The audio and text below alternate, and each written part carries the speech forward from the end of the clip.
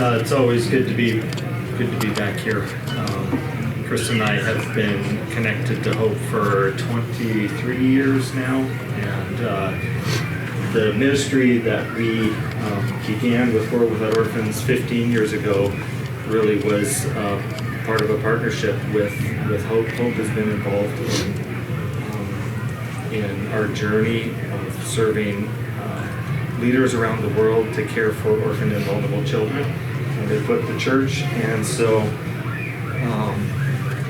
the beautiful thing about any journey like this is that God's always doing new things, and so I'm looking forward to sharing some of the new things that we're seeing God do because of this long journey that we've been on of partnering to equip the church around the world. For those of you who don't know us, and it looks like I don't know a few of you, looking forward to maybe catching up after and learning more about your lives. But Chris and I have 2 kids. Our son Luca is 22, and he's living in Lancaster and building a clothing business. And our daughter Anya is at Lancaster Bible College, and she's an early childhood education major, kind of following in her parents' footsteps, making a difference for kids. But I'm from Canada, your new 51st state, and met my American wife in Moscow, Russia, when we were both single missionaries there in the 90s. And God used Kristen and her passion for kids to lead us into full-time work for the last 25 years now, serving the church to care for children. Talked about our family, and we're just so proud of our kids and so thankful for them. And what would life be like without family? How important is family? Sometimes we take it for granted, but then when we have challenges in our families, or when we're apart from our families, we just kind of long for what God designed for us. Yeah, Kirk mentioned it this morning, and that God established the family. He called us to be fruitful and multiply. And we think about government, we think about the church, those institutions that kind of God established. But what did God establish first? The core of our society is family. The core of our faith is family. In Deuteronomy 6, it talks about passing on our faith to our kids. And what would the church be without family? In many ways, the church is designed to serve families, not families to serve the church, but the church to serve families and help us to grow as families. And so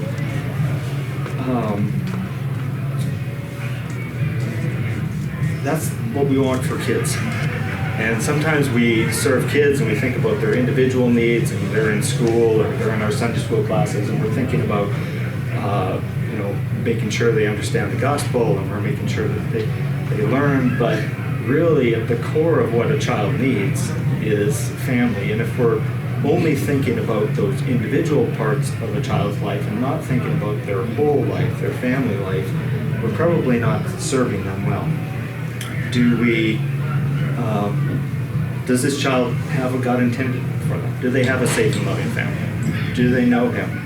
Do they have their opportunity to reach their God-given purpose? And that encompasses all sorts of things. The ministry of making sure that a child is healthy and whole has so many aspects to it, and we want to be thinking, as we're serving children, about how do we make sure the situation for children is what God designed for them to be. So our ministry is called World Without Orphans. Every child in a safe and loving family and knowing their Heavenly Father. It's a bit of a big vision. People critique us for thinking a little too big. But we do believe that as we focus on every child having a safe and loving family, it changes the way that we focus on every child in front of us. In fact, I was leading a group here in Awana, 15 years ago, and had 4 boys in my, 4 or 5-year-old boys in my Awana group. And I started to recognize that 2 of those boys were really not in a safe and loving family. And it changed the way that I engaged with them. It made me recognize that I needed to come around them and love them and see what I could do to mentor them in their situation. That their behavioral issues were not, all their fault. That there was something that they were missing in their lives. And so, as we start to think about the situation for kids and what God designed for them, it can change the way that we interact with each child. So we think about orphans beyond what the hard definition of an orphan might be. First of all, we recognize that there are 5 million children living in orphanages around the world, but most of them have a living parent. Kids are generally not in orphanages because of the death of both parents. Kids are most often in orphanages because their families can't take care of them. In the U.S., we kind of mostly ended the orphanage system 50-some years ago, and we moved to a family-based system. Not a perfect system, but certainly better than orphanages. And so 80% of kids we know in orphanages around the world have a living parent. So oftentimes what we can do is we can try and move those children back into some type of family through adoption or foster care, or maybe their family just needs their biological family just needs some help in order to be a better family. Maybe it's poverty that's keeping their family from being able to raise their own child. And if you help them with their poverty, it changes the situation. And so we focus on, we first start on focus on how do we rescue those 5 million children that are in orphanages. But we also recognize that there's actually 150 million children who have lost one or both parents. And a child losing a parent, there's a lifelong impact. That has a significant impact on any of us, and probably all of us have some connection, know people, experience something ourselves, where that loss in a child's life has a significant impact on them. And so how can we wrap around those 150 million children? In fact, just 1 month ago, some research was done in the U.S. because nobody had ever really done the research in the U.S. to understand how many children have lost one or both parents. And we know that there's about 400,000 children in foster care in the U.S. That have had their rights, parental rights were terminated, or they're just not able to live with their family temporarily. But we don't think about how many children are orphaned by definition of having lost one or both parents. That number over the last 20 years has grown by about 10%. There are 3 million children in the U.S. Who have lost one or both parents. If you're at teenagers, 1 out of every 20 teenagers has lost a parent. And so when we're in our schools as teachers, or we're in our churches and we're interacting with kids and youth, or in Sunday school, we're thinking about what's this child's situation? How can we come around and mentor them? And so with I'll talk a little bit more about some of the ways that we do that globally, but 150 million children having lost one or both parents. But when we think about every child in a safe and loving family, we started to recognize as a ministry about 7 or 8 years ago, we started to think, you know what? If we're only focused on the 5 million children in orphanages, and we're continually trying to rescue these kids that have lost their family, what about those 1 out of every 2 children that faces some sort of significant sexual, emotional, or physical abuse each year? How do we, if we recognize that out of 2 billion children in the world, 1 billion children are living in imperfect situations, then that number of 5 million children who are oftentimes in orphanages because of broken family situations, that this number of 1 billion is just going to keep dripping down into that orphanage situation. And we're going to keep rescuing kids. What if we strengthen families? What if the church comes into communities where families are struggling? And oftentimes poverty is one of the major drivers of kids losing their family. What if we come around and with programs like Hope International, where they do micro-enterprise programs for families around the world? How do we help bring families out of poverty? How do we deal with situations where there's violence against children? There's many different ways that we know that we can work in communities to change the situation for children. We can create safer communities. And so we've recognized that we want to be working at every level in a community to change the situation for children. So when we talk about World Without Orphans, I said some people critique us for thinking a little too big. We do think pretty big because we understand that to solve the problem for every child, we need to solve the problem at a community level. And so with such huge need in our communities, World Without Orphans is not really an organization. We're more a community of leaders around the world. We connect with leaders.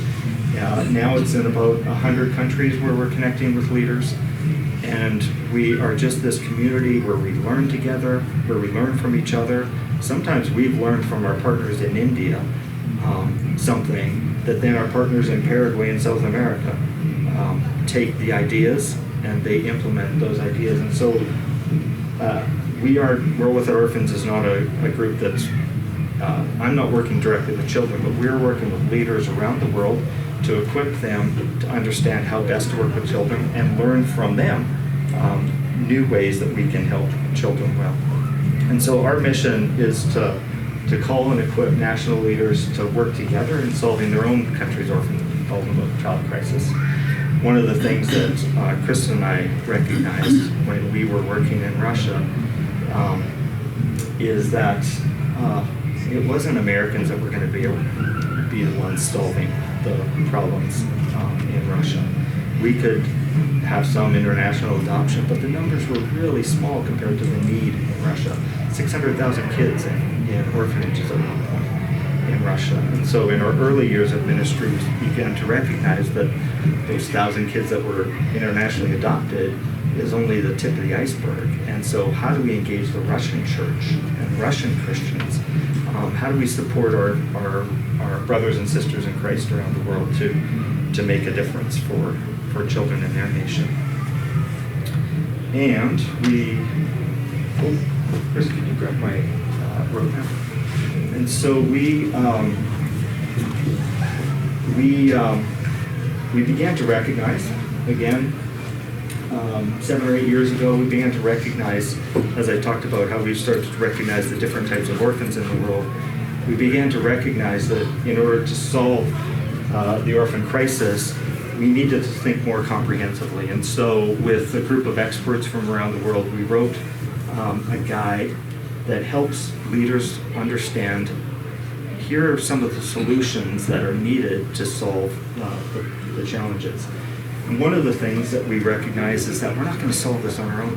If every organization or every church is just trying to do everything on their own and not coming together as a community, if we're not working in collaboration, we're not going to solve that.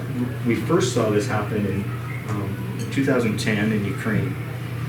Some Christian leaders came together and they began to pray. 10 leaders from different parts of Ukraine, they saw this huge need for orphaned and vulnerable children in their nation, and then they saw that the church wasn't really engaging, and they just began to pray, and God gave them this vision. In fact, the World Without Orphans vision came from those leaders, because they believed, they had this vision that they would see their country, Ukraine, without orphans. And they recognized that there were 30,000 children who were adoptable in the country, living in orphanages. But they also saw that there were 30,000 churches in the country. And so that captured their imagination. Adoption and foster care wasn't really heard of in Ukraine at that point. And they really had a big orphanage system.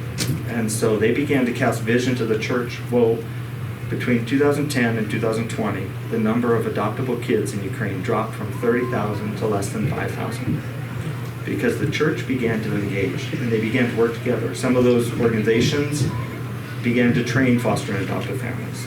Pastors began to go to other churches and preach about the priority of family for children. Christian media got involved and they began to do spots on TV, both Christian and secular TV, on, here's what adoption looks like. And so businesses got engaged and provided life skills training for kids in orphanages. And so as that collaboration in Ukraine grew, that's really what cast the vision to those of us that were sort of learning and connected with them, that we started to think, wow, what if this happened in other countries? So collaboration is key. Intervention. Most of us recognize the kids on the street or the kids in orphanages, and we want to do something about it, and we jump in and we try to rescue those kids. And that's, there's still huge need, and we've got to keep doing that. But we want to go to that, what I was talking about, family strengthening, prevention. How do we strengthen families that aren't in a situation to protect their children? Oftentimes they love their children. It's just that they don't have the tools or understanding or finances to protect their children well. And so how do we strengthen families and come alongside? How does the church come alongside? And I'll share some stories about how organizations around the world and churches around the world are doing that. But then we also recognize that if we are not living refreshed ourselves, if we who are caring for children are not experiencing the life that God designed for us to have, if we are not living in community with each other and living close to our Father, we're going to burn out. And we see this for those working in some of the hardest situations in the world. It's very common that people experience burnout because those situations are really tough. And so we recognize that we need to make living refreshed this idea that we would focus on encouraging and equipping each other and the church as one of the 4 foundations to how we solve the problem, because if we don't do that, we're going to burn out and be no good to those kids. So about a year ago, we held our 3rd global forum. Every few years, we gather leaders from around the world in Chiang Mai, Thailand, and we learn together. It's an expensive, hard thing to organize, but we brought almost 500 leaders together from 63 countries this past year, and it was an amazing opportunity to learn from each other and have leaders from every part of the world sharing with each other how they are seeing God work in their country. And here's just a 1-minute video clip that kind of gives a picture of what the impact was. Real Rich. And I've just returned from the 3rd World War Orphans Global Forum in Chiang Mai, Thailand. Before coming to the forum, I'll be honest, I felt overwhelmed. The mission to forge a world without orphans, to see families not just survive but thrive, is monumental, especially as many attendees were emerging from war-torn regions, natural catastrophes, and the shadow of the pandemic. Yet there we stood, over 450 people from 60+ nations, sharing stories, blending our experiences and wisdom. The support was palpable, forging a path from crisis to tangible hope. Amidst this collective strength, I found new motivation, new creativity, renewed passion. Our work is tough, no doubt, but seeing the solidarity, churches, NGOs, those working with governments, all intertwined, reminds me it's not just a dream. We're crafting a reality where children and families flourish, supported by local communities. Here, hope is not just a concept, it's an action, a shared journey towards a world without orphans. It is possible.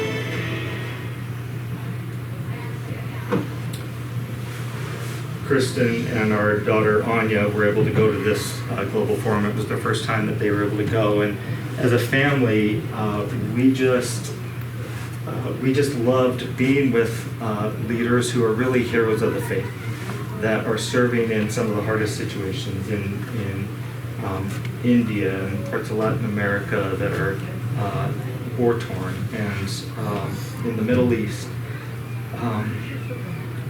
And these leaders represent millions of believers, thousands and thousands of churches and communities, just like ours. And so God keeps reminding me that part of the blessing that we experience here, He intends for us to support our brothers and sisters around the world.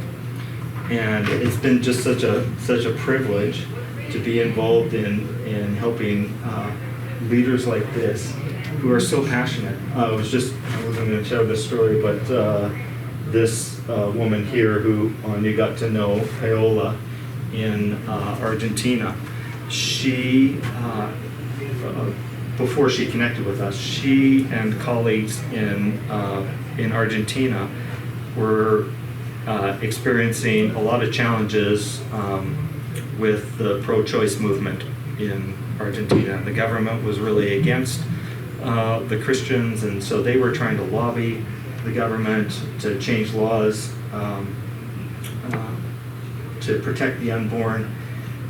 But they started to recognize that, if we just keep fighting this battle at the legal level and we're not doing anything as a church for single moms, we're probably not going to solve the problem.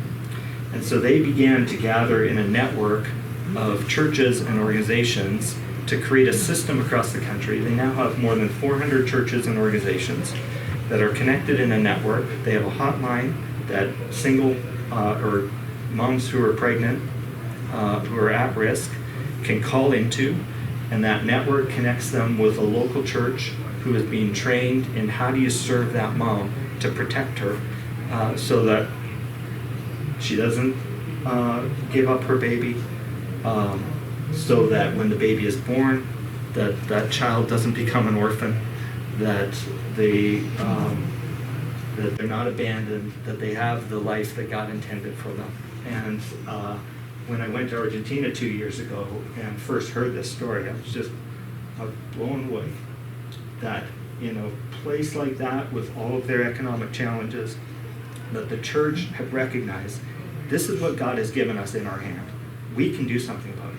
It's not American support that is solving the problem in Argentina, it's the local believers. And so we love sharing that story, and we're having them share that story with other countries so that other countries can get inspired to do similar things. To be honest, I get why those critics say our vision's too big, because it gets a little bit overwhelming when you see the need every day. But it's also overwhelming to see what God does. It's amazing to see all of the things that God is doing. And when we first started this work, there were some countries that we looked at and we were like, this is never going to happen there. That's too hard a situation. India with 1.3 billion people and 30 million some orphans. You're just like, how do you tackle that problem? But we're seeing God do some things in India. I'll share a story later. But the Middle East was maybe the one that was the most challenging. It was like, adoption is banned in Muslim countries. I mean, how do you even start in a place where Christians are so persecuted? How does the church engage in solving the problem in the Middle East?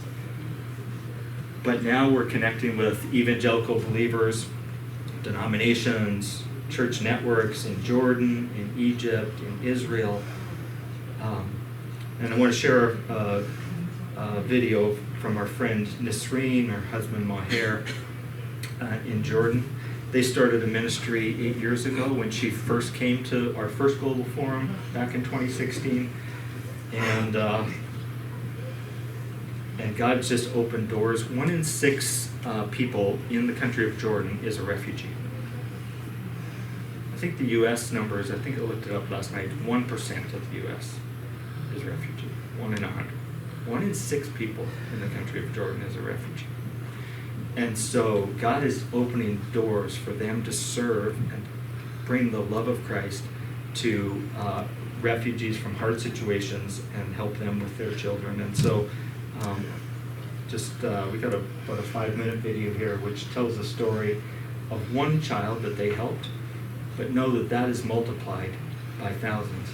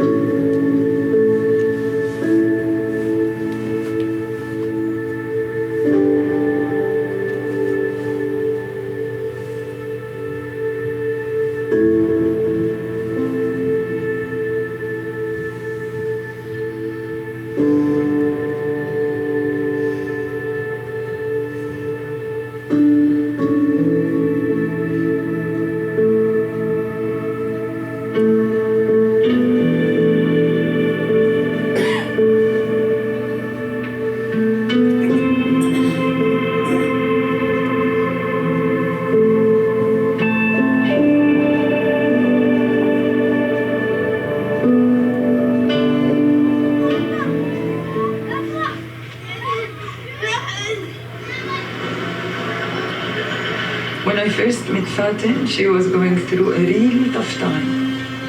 Her husband had a drug problem and would often come home angry and take out his anger on her and their children.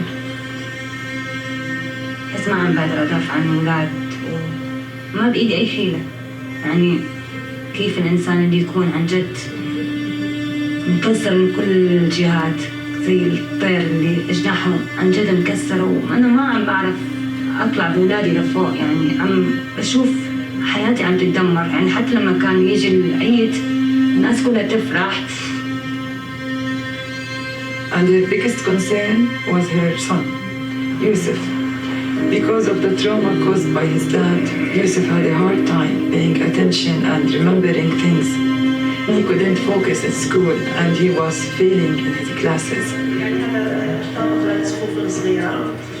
يعني أول ما بلش يوسف معانا عرفنا إنه هو طالب ذو قدرات محدودة، فحس أول إشي ما في دافعية، ما في إشي يحفزه إنه مثلا أبذل جهد أكبر عشان أتحسن.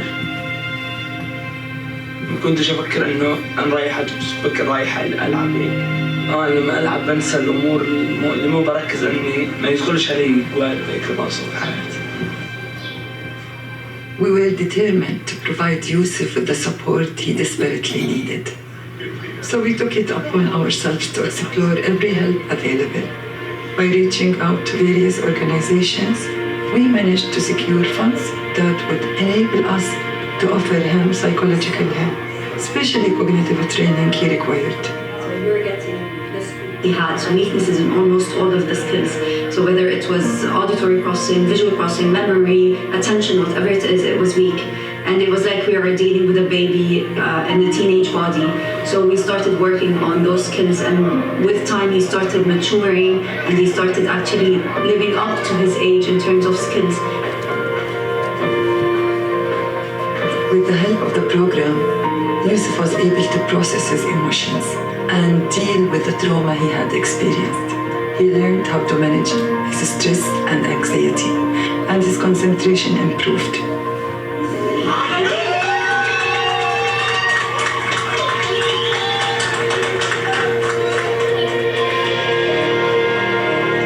فعلا أنا جاية وعم بحكي وأشهد إنه ربنا كبير وعظيم.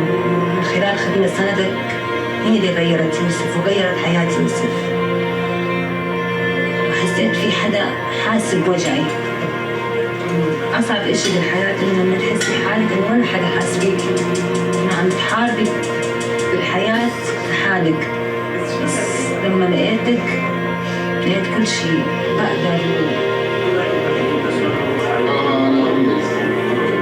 Sometimes we might think I am the one who helped that child, but the truth is it's a team effort. We can't do it all by ourselves. It's like trying to clap with one hand.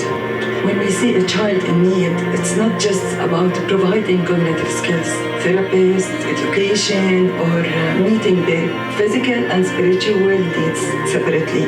We have to bring people together to work on their whole being, their soul, mind, and body. That's why collaboration is very important. We can't do it alone.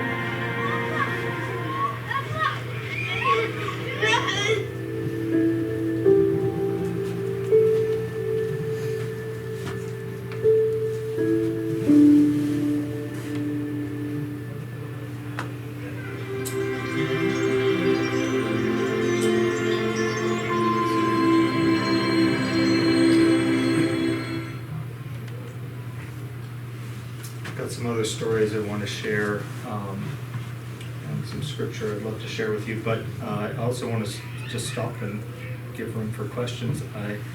Our vision is kind of big, and it's maybe a little confusing, I don't know, but I'd just love to give an opportunity for... You said you had those world forums every several years? Yeah. Every 2 or 3, or what do you do? Yeah, we were aiming for every 3. Various things have slowed us down, so it's averaged every 4. And in fact, what we've been thinking now, so this was 24, we did the Global Forum, we've been recognizing that we have so much growth around the world, and it's hard for people from Latin America, where it's $2,500 or $3,000 a ticket to fly to Thailand. It's hard for them to get there. And so we're thinking about doing regional forums in each region of the world, and we'll probably delay our global forum a few years and do some regional forums in places. And the other benefit to that, like Latin America, not as many people speak English as a lot of parts of the world because they don't need to. Everybody speaks Spanish, so they don't need to learn another language, kind of like Americans. And so yeah, the language benefit for doing a regional forum would be significant for them. Yeah. There's been a lot of wars in Ukraine and Russia. There was a lot of orphans at times there. Just can you share a little bit about what you saw happen and how you were involved? Yeah. Good question, because that's my next slide. But just in terms of war in general. Unfortunately, Russia has been the instigator of wars in Africa, Syria, Ukraine, and those aren't the only wars in the. I think there's something like 34 active conflicts in the world right now. And so, what we began to recognize last year that we hadn't recognized before is, well, we could see that there was a lot of war, but we didn't have stats.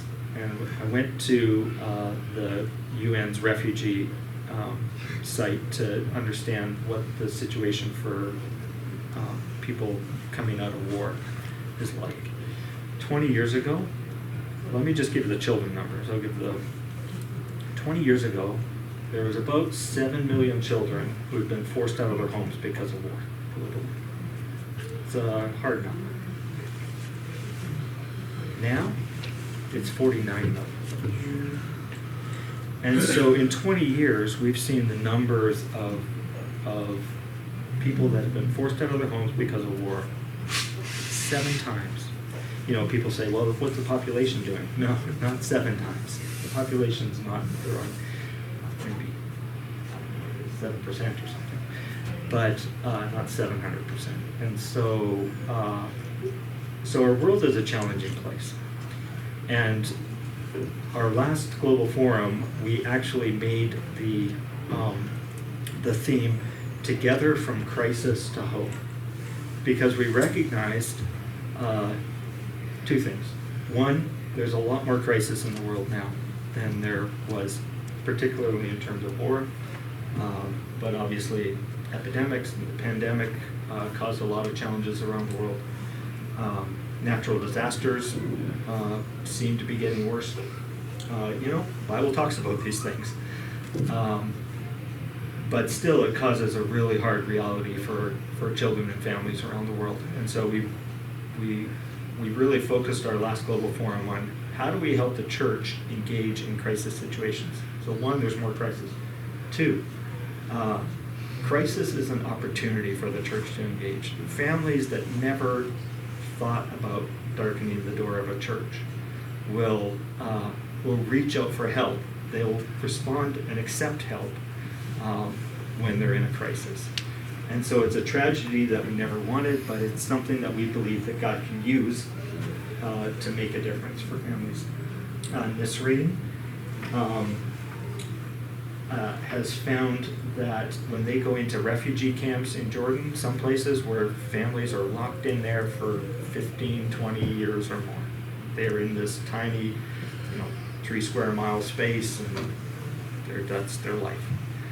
And it's very hopeless. But when they go in and bring practical help, bring parenting skills and classes, they found that what they can do with we've helped them bring parenting materials into those situations. And we asked them, we've got scripture in these parenting materials, what do you do there? They said, actually, Muslim culture, you can't be talking about the Bible too much, but if you take off the reference and leave the scripture verse there, they're fine if it says God.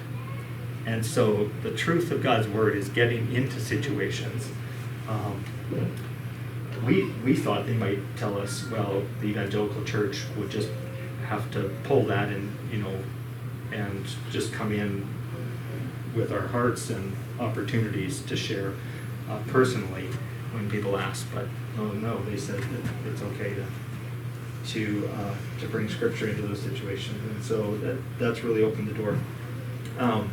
So then, Hope Groups is a program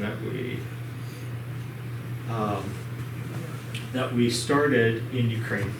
We are not a curriculum development organization. We're not really doing direct program services to families, except that our relationships in Ukraine were so deep that when the war started and when we had, God gave us funding, actually Hope Community Church provided a very significant amount of funding directly from the church and from individuals in the church and from people that were connected to individuals in the church. And we recognized that one of the best ways that we could help was not with the humanitarian aid that other groups were doing, because we're not that sort of type of organization, but we could bring parenting help to moms who were fleeing the country, having to leave their husband behind because men were not allowed to leave and men were going to war. And so these children were effectively fatherless, and have been for 2-3 years now, having gone into Poland and other parts of Europe, having gone into West Ukraine if they were fleeing from East Ukraine. And so we created a peer support model, basically a small group model for moms to come together and learn parenting skills. But we found that one of the most effective things that happened is they gained a community.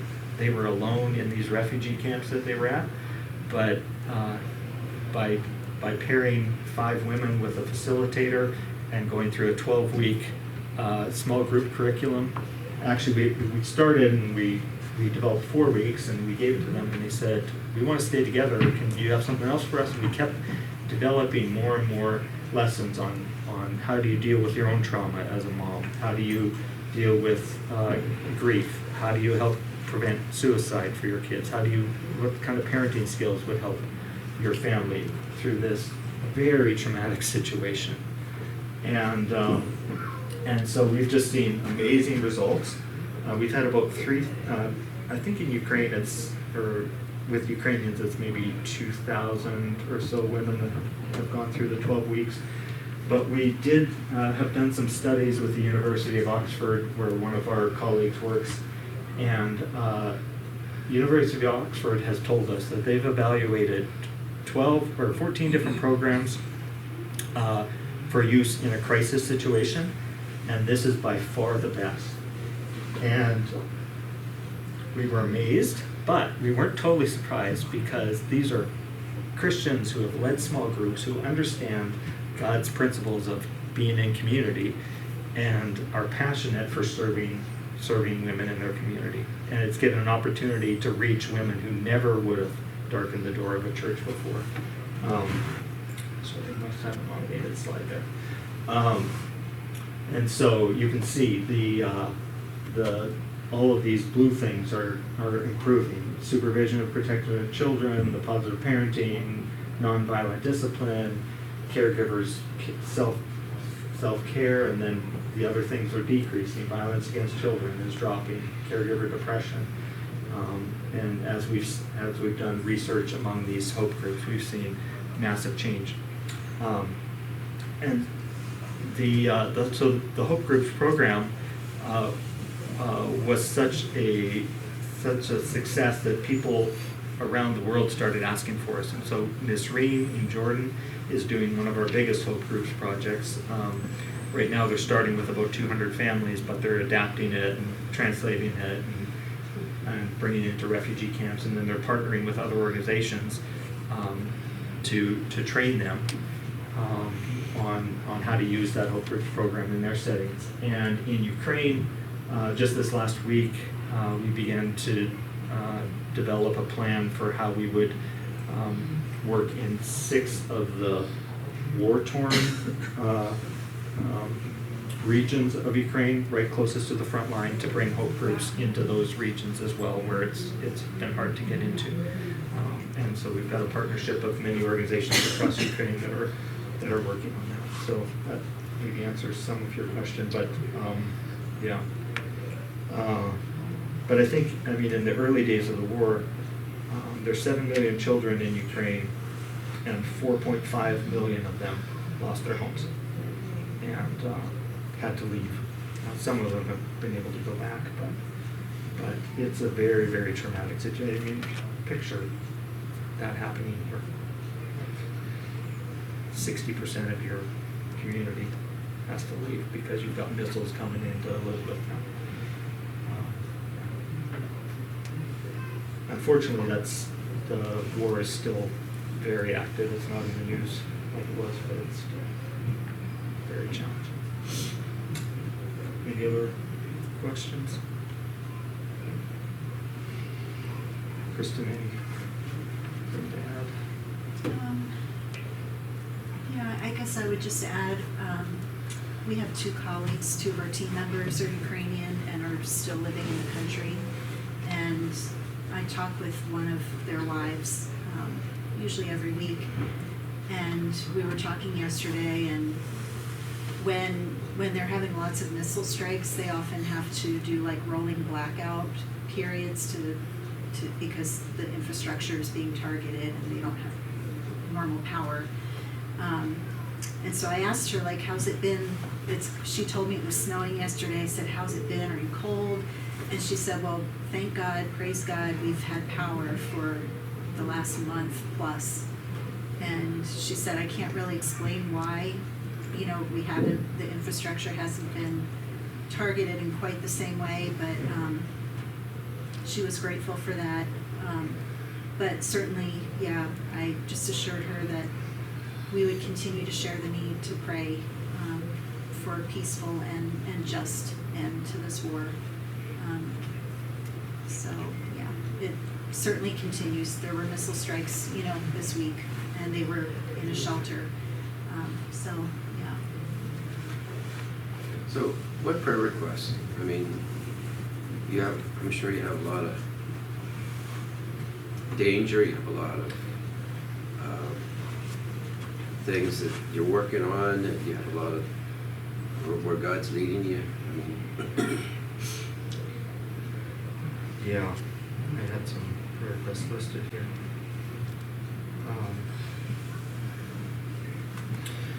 I think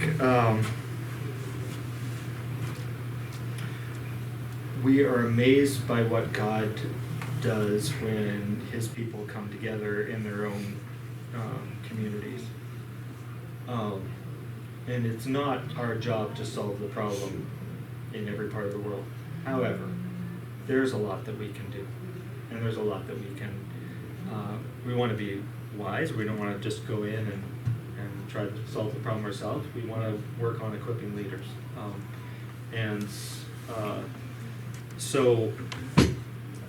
But news cycles are a funny thing, and we were all very passionate about the situation in Ukraine in 22 and 23, but that's, it becomes harder, and it's complex, and so just prayer for compassion and engagement, and as Kristen said, a just end to that. In terms of our work, I keep telling our team is doing amazing things with this Hope Groups program, but 2,000 or 3,000 women helped seems very small compared to the millions that need help. And so we are working on, how can we scale, and how can we have the resources to scale, and how can we work on being more cost effective in scaling. And so, it's kind of a combination of trying to help leaders engage in many organizations so that it doesn't cost as much, but at the same time knowing that there's resources needed to help equip them to do that. So that's one big prayer. I would say that Ukraine's one country. We're engaging with leaders in about 100 countries. We have teams in 51 countries now. Teams of leaders that are coming together to work together with their organizations and churches and engage more churches. And so we're finding that our small global team of 6 full-time staff and 10 part-time staff has a hard time keeping up with all of that. So just are the programs a lot of them online accessible, or? Yeah.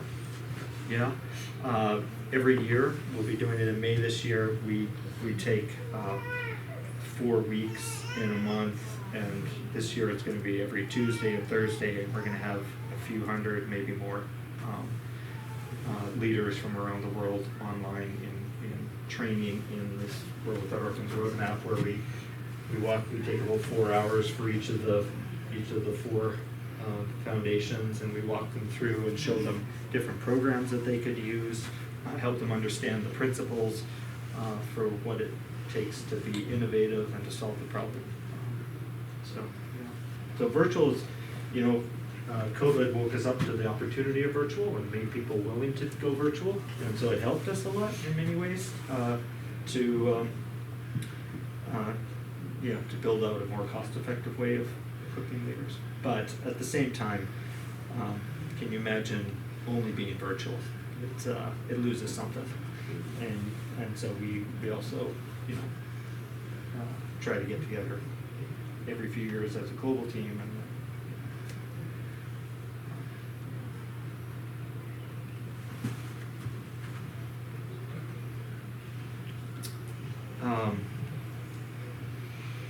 Gerald, what time do we go to? Because I could keep talking forever, but I won't. Noon is our official time. If you get done a little early, that's fine.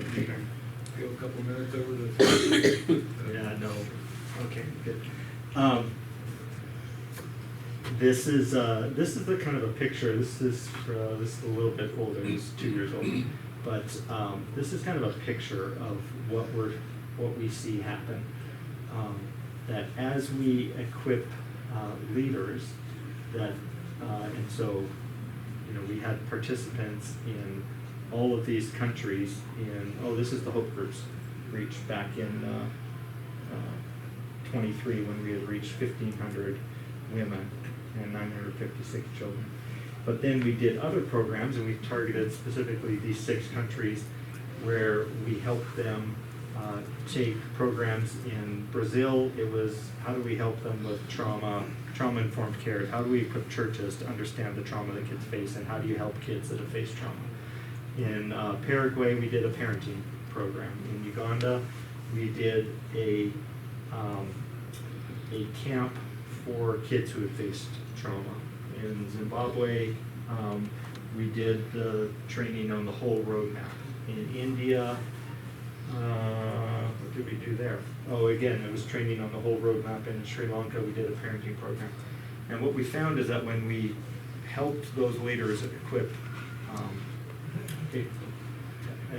pastors and church leaders in Sri Lanka, where they did a parenting program, we had pastors saying, I thought parenting was all about being like a disciplinarian. And now that I understand some of the more positive ways to parent, I can equip my church. And so the reach that we see happening, gets up to, we're equipping 344 churches through these 6 countries, but the potential reach of those churches is 79,000 children. And so it's amazing to see how God can expand the reach. But I jumped ahead, so let me just go back. Does your organization have financial needs? We do. It takes about, to equip a leader well, we're spending usually, for all of our programs, we're spending about $1,000 a year per leader that we equip. We have about 450, we have about 900 leaders that we are trying to equip at that level.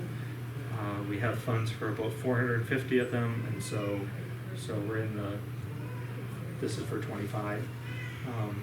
We're, we could do a lot more if we had another $450,000. And so, but beyond that, with 100 countries, we really are growing our vision to think, how can we create regional teams in every country? Let me go jump to that slide. Regional teams in every part of the world. We have a regional team in Europe that is self-supporting, and they are engaging with 21 countries in Europe, and our global team supports the regional team, but we don't have to work with each of those countries. And so we're trying to build those out in Africa, in various parts of Asia, in Latin America. And so you can see that we have 460 leaders come from 63 countries to our global forum, but we're building 6 regional teams right now who are supporting, that number's growing, but last year it was 49 national teams.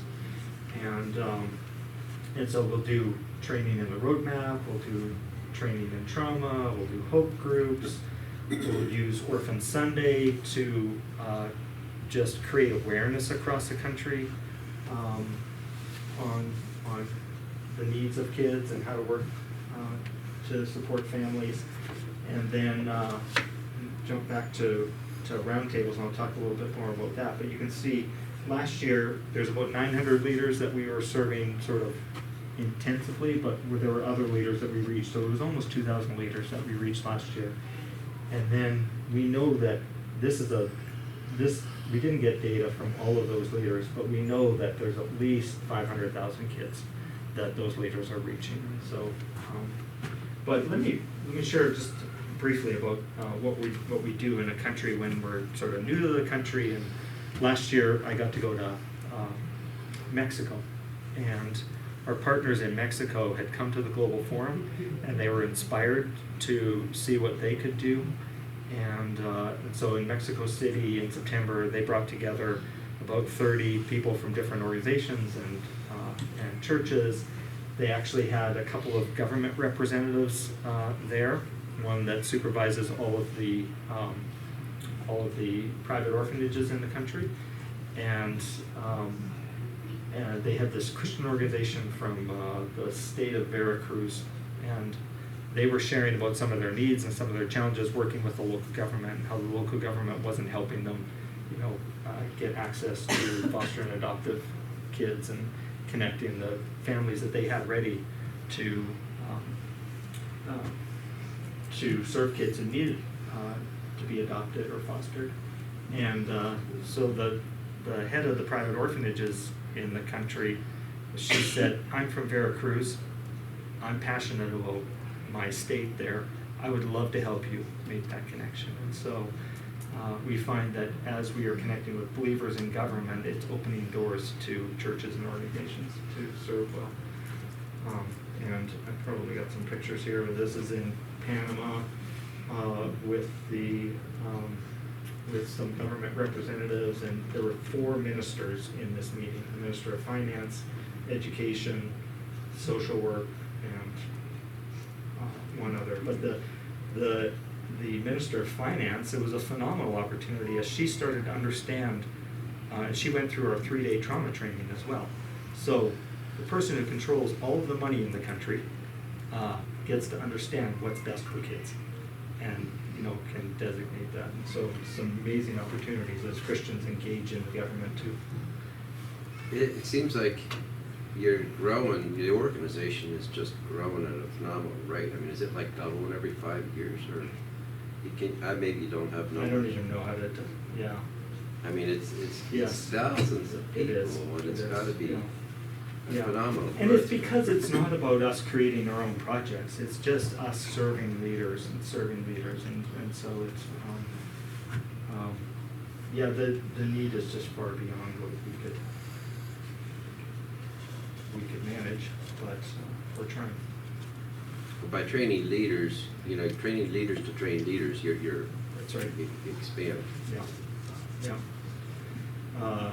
Yeah. So I think this woman in green was the Minister of Finance, if I remember right. This is in Malawi, where the Evangelical Alliance. Evangelical Alliance is a network of all evangelicals in a country, and some countries that alliance is stronger, and some countries it's not. The National Association of Evangelicals in the U.S. Is kind of getting stronger now and doing some good work, but we work oftentimes with evangelical alliances in the country, and this is in Malawi, where they were being trained in the roadmap. In Philippines, this is the Philippines Without Orphans team, and they've been around for quite a few years, and they're growing significantly. And they do Orphan Sunday events, and just like we've done here in the U.S. And so lots of good things happening. I'm sure why that didn't jump forward, but I think what I'd want to leave you with is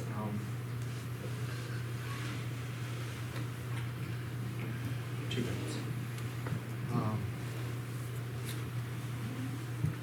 I was going to share a devotional with our global ambassadors from around the world, about 30 people, and I was thinking about what I would share. This is a year and a half ago, and that was going to be on a Tuesday. And Saturday night, I woke up and I had this. I heard this, not by might nor by power, but by my spirit. And I went back to sleep, and I woke up again. Not by might nor by power, but by my spirit. And that happened a 3rd time. That's never happened to me before. And it wasn't like I sat awake and thought about it. It was just like this phrase. And so I woke up in the morning and I went back to Scripture to find where that phrase is. And it's in Zechariah 4. And it was to Zerubbabel, who God had called to rebuild the temple in the city of Jerusalem after these people had been refugees. They had been in another country, and God was giving them a way back to their community and their country to rebuild it. But they had struggled, and they hadn't had a lot of success, and so this was kind of a revitalizing the vision, and God was calling Zerubbabel to rebuild the temple. And but it's not it wasn't his job, it was God's job. It's not by might nor by power, but by his Spirit that he was going to do it. And it was just a reminder that, you know, with the overwhelm of all of this huge task, God gives us as believers and the power to do these sorts of things, and especially as we all join in together. I mean, the rebuilding of the walls around Jerusalem and the rebuilding of the temple, it's a story of collaboration. I mean, they were coming together. Everybody was doing their part. And so you started to see in chapter 1, God's message to them was, return to me. Like, this is, it's not just about building the wall or building a building. It's returning to me, and I will return to you. And so our call, I shared this devotional with the Global Forum this year, and just calling us back to what's priority. But God promises, for I'm coming and I will live among you when you do that. And we saw that there was a spiritual leader, Joshua, who was calling the people back, and there was a practical leader. And so Zerubbabel, who was actually doing some of the building projects, and we're all needed in that. You know, God gives us all different gifts to serve families or to serve churches or to, you know, work in business so that there's you know, jobs for people. I mean, there's all sorts of gifts that God gives us, and as we are leaning into what the gifts God has given us, we can make a difference in our community. And then in chapter 7, we see that it's not like the worship that God desires is not all the fasting and the offerings. It's the mercy and justice. It's making a difference for the poor and the orphaned and the widowed in our society. And all through the Old Testament, we see that call. But then in chapter 8, I saw something that just completely surprised me and has helped in the last year me think a little bit differently about the work that we're doing. Because I have this verse here. I'll grab it here.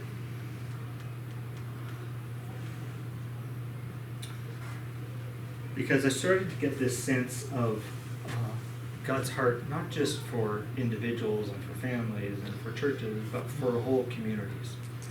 Like when you look at the way God thought about Jerusalem, he had this desire for Jerusalem to be whole. When the community is whole, then the families are whole.